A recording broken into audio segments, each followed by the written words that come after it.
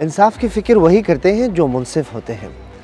عدلیہ کے نظام کو بہتر بنانے، قانونی شعبے میں ترقی لانے کے لیے وزیر اعظم وزیر خارجہ شیخ محمد بن عبد الرحمن بن جاسم آل ثانی کی سرپرستی میں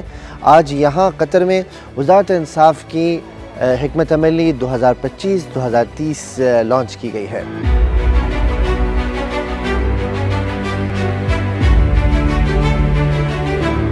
وزارت انصاف کا نیا اسٹریٹجک منصوبہ 2025-30 ملک میں عدلیہ کے نظام کو آگے بڑھانے، شفافیت اور کارکردگی میں مزید بہتری لانے، انسانی صلاحیتوں کو مضبوط کرنے اور جدید ٹیکنالوجیز کا استعمال کرتے ہوئے عوام کے لیے جامع حل فراہم کرنے کے لیے تیار کیا گیا ہے۔ اس منصوبے میں ایک متعامل